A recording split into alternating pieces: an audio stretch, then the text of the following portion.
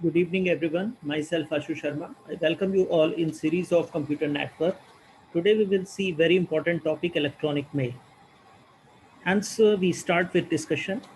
इस टॉपिक में electronic mails के इम्पोर्टेंस के बारे में हम लोग डिस्कस करेंगे. सबसे पहले थोड़ा सा ब्रीफ इंट्रोडक्शन वी में discuss.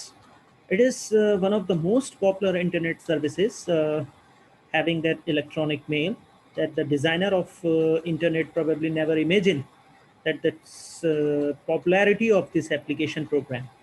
Its architecture consists of several components that we discussed in this chapter. So we just move to the next slide and see the concept behind this. So see, here in the first scenario in electronic mail, इसमें आप लोग देख रहे होंगे diagram में हमारे पास में UA user agent है. यहाँ पे सेंडर और रिसीवर हैं जो कि एक ही सिस्टम से एसोसिएट हैं. और इस सिनेरियो में हमारे पास में जो रिक्वायरमेंट है यूज़र एजेंट की वो दो यूज़र एजेंट की रिक्वायरमेंट है.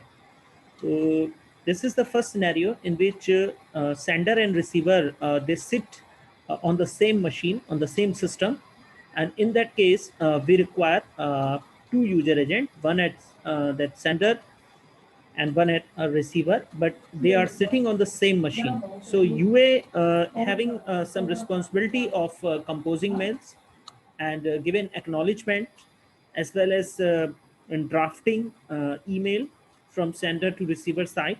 So these sorts of approaches or task that is accomplished by user agent.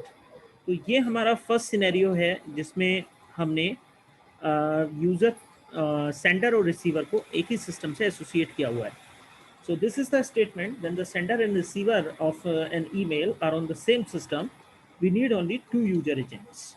Now the second scenario here, that sender and receiver are on the different system, तो अलग अलग machine पर हैं.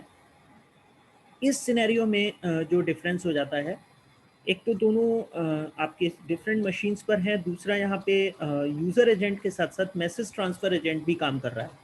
तो if you are seeing in this diagram Alice and Bob, sender and receiver, so we have a user agent associated with Alice and Bob, as well as there should be an internet connection because of it is internet based service. So to send mail from sender to receiver side, we require that internet connectivity.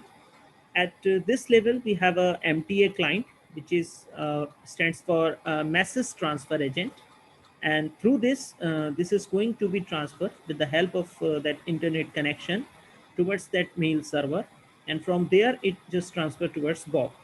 तो इस तरीके से जब हम दो different machines पे बैठे हुए यूज़र की बात करते हैं, उस केस में हमें यूज़र एजेंट के साथ साथ मैसेज ट्रांसफ़र एजेंट भी चाहिए होता है. सेंडर साइड पे जो होता है उसको हम क्लाइंट बोलते हैं और जो रिसीवर साइड पे होता है उसे हम सर्वर बोलते हैं. तो इस तरीके से यहाँ पर हमारे पास में सेकेंड सिनेरियो एस्टेब्लिश होता है.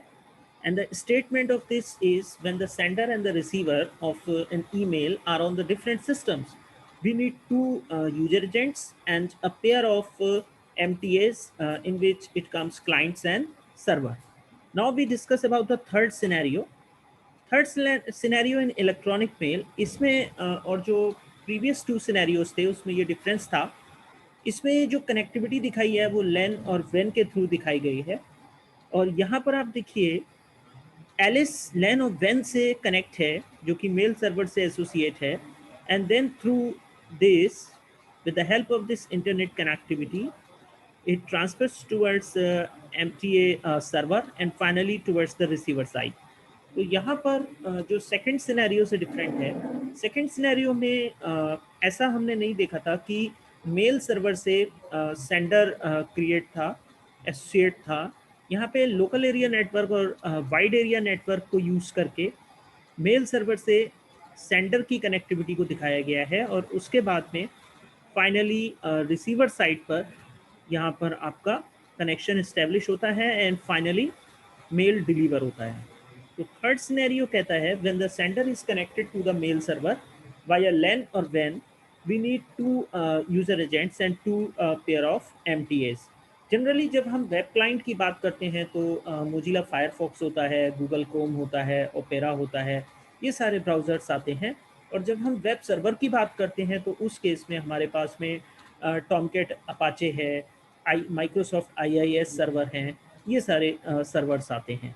तो यहाँ पे तीसरे सिनेरियो में ये देखा गया कि जो सेंडर है वो लैन और वैन के थ्रू कनेक्ट हुआ है मेल सर्वर से, एंड फाइनली दोनों के बीच में कनेक्शन इस्टेब्लिश होता है और that mail delivers toward the receiver side. इसके बाद में फोर्थ सिनेरियो आता है जिसमें हमारे पास में MTA जो क्लाइंट है उसके अलावा हमें MAA मैसेज एक्सेस एजेंट भी रिक्वायर होता है, जो कि रिसीवर साइड पर आप देख रहे होंगे यहाँ पे एसोसिएट है। तो यहाँ पे सिंपल सा सिनेरियो ये है, पहले जो सेंडर था वो लैन और वैन से मेल सर्वर से कनेक्ट था, उसके अलावा जो आपका जो रिसीवर साइड है वो भी लैन और वैन से कनेक्ट है आपकी। और यहाँ पे MAA एजेंट जो है मैसेज एक्सेस एजेंट भी आपका काम करता है, जो कि मैसेज को फेच करने के काम आता है। And finally once this communication take place, there will be a mail delivery happen from server client side towards the receiver side or sender side towards the receiver side. तो client से server की तरफ इस तरीके से mail message जो है वो ट्रांसफर हो जाता है।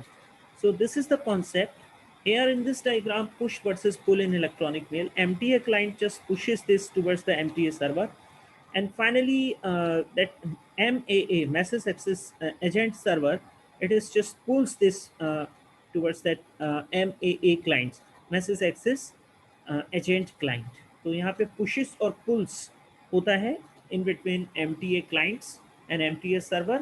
Once it directed from MTA clients towards server, it's a pushes message, and if it is fetching from the server, so MAA servers towards the MAA clients, so it is just pulling these messages from server side. तो ये आपका little bit scenario था when both sender and receiver are connected to the mail server by LAN or WAN. We need two pair of UAs, two pairs of MTAs, and pairs of MAAs. This is the most common situation to है।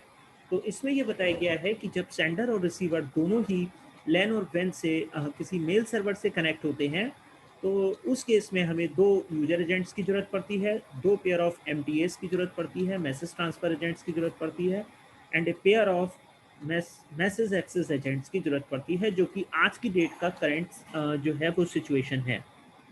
और यहाँ पे इस slide में services of user agents जो मैंने पहले discuss किया था, it is for the composing the messages, reading messages, replying to messages, forwarding messages and handling mail boxes.